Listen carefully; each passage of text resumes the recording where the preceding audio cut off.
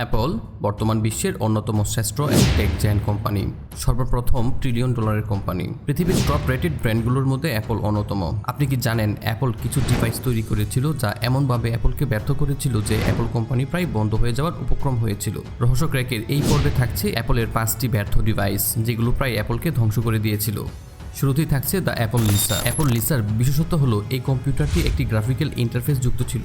এখন সবার হাতে হাতে ল্যাপটপ পাওয়া গেলেও 1980-র দশকে গ্রাফিক্যাল ইন্টারফেস সম্বলিত একটি পার্সোনাল কম্পিউটার থাকা ছিল মোটামুটি দুর্লভ একটা জিনিস, কারণ কম্পিউটার তখনও আজকের দিনের মতো এত সহজলভ্য হয়ে ওঠেনি। এজন্য পকেট থেকে প্রায় $10,000 খরচ করে নিজের প্রথম গ্রাফিক্যাল ইন্টারফেস যুক্ত পার্সোনাল কম্পিউটার হিসাবে অ্যাপল লিসা কিনতে মানুষ দ্বিধা করেনি। তবে বাস্তবতা ভিন্ন।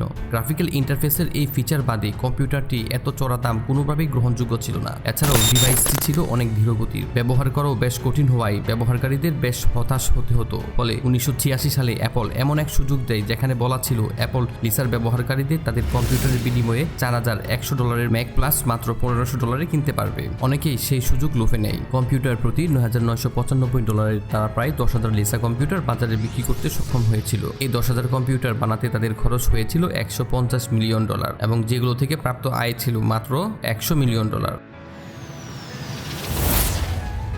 Apple Macintosh portable. এটি ছিল অ্যাপলের প্রথম ব্যাটারি চালিত ল্যাপটপ। ম্যাকিন্টশ পোর্টেবল কম্পিউটারটি নামে পোর্টেবল হলেও এটা উত্তোলন করা মোটেও সহজ ছিল না, কারণ এর ওজন ছিল 7 কেজির কাছাকাছি। ব্যাটারির জটিলতার কারণে প্লাগ ইন করার পরেও কম্পিউটারটি মাঝে মধ্যে চালু হতো না। 1989 সালে বাজারে আনার পর মাত্র 2 বছর বাজারে স্থায়ী ছিল এই ডিভাইসটি। তৎকালীন $7,300 এই ছোট কম্পিউটার 1 মেগাবাইট র্যাম এবং 256 কিলোবাইট রম। পোর্টেবল নামে ডিভাইসটি এক প্রকার ডিজাস্টার ছিল।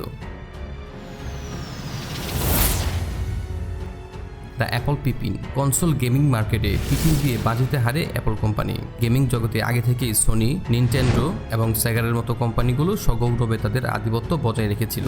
ফলে জনপ্রিয় গেম নির্মাতা কোম্পানিগুলো এই ডিভাইসটির সাথে সামঞ্জস্য রেখেই গেম তৈরি করত। 1996 সালে প্রতিযোগিতার বাজারে আসা এই অ্যাপল পিপিনের দাম ছিল $600। অপরদিকে পকেট থেকে মাত্র $200 খরচ করলেই হাই পারফরমেন্সের নিনটেন্ডো 64 কনসোল পাওয়া যেত। উচ্চ দামের কারণেই বাজারে 1 বছরের বেশি স্থায়ী হতে পারেনি অ্যাপলের পিপিন। এছাড়াও এতে গেমের সংখ্যা ছিল তুলনামূলক অল্প। প্রথম 3 বছরে 3 লক্ষ ইউনিট বিক্রির লক্ষ্য থাকলেও বছর শেষে 12 থেকে 42,000-এর মতো ডিভাইস বিক্রি করতে সক্ষম হয় অ্যাপল। বিজ্ঞানী নিউটন আর অ্যাপল যেন একই সূত্রে গাঁথা। সেই কাহিনীর সাথে মিল রেখেই অ্যাপল তাদের কোম্পানির প্রোডাক্ট দ্য অ্যাপল নিউটন নিয়ে বিপ্লব ঘটাতে চেয়েছিল। 1987 সালে তারা অ্যাপল নিউটন ডিভাইসের মাধ্যমে পিডিএ মার্কেটে প্রবেশ করতে চেয়েছিল। এই যন্ত্রের বিশেষ ফিচার ছিল হাতের লেখাকে টেক্সটে পরিণত করা, কিন্তু ডিভাইসটির পারফরমেন্স ছিল হতাশাজনক। তাই একে অ্যাপলের অন্যতম ব্যর্থ পণ্য হিসেবে গণ্য করা হয়। G4 cube. দৃষ্টিনন্দন ডিজাইন দিয়ে 2001 সালে G4 কিউবকে বাজারে ছেড়েছিল অ্যাপল, কিন্তু বাজারে নিজের জায়গা বেশি দিন ধরে রাখতে পারেনি পণ্যটি। এর নির্ধারিত দাম $1,799 হলেও এর সাথে কোনো মনিটর দেওয়া হতো না। যেখানে মাত্র $200 অ্যাপলের পাওয়ার ম্যাক G4 কম্পিউটারটি পাওয়া যেত, সেখানে এত বেশি দাম দিয়ে এই পণ্যটি কেনা অপচয় ছাড়া কিছুই ছিল না। তাই মাত্র 1 বছর পরেই মার্কেট থেকে হারিয়ে যায় এই G4 কিউব ডিভাইসটি। এই ছিল আজকের video. This is Sam signing off.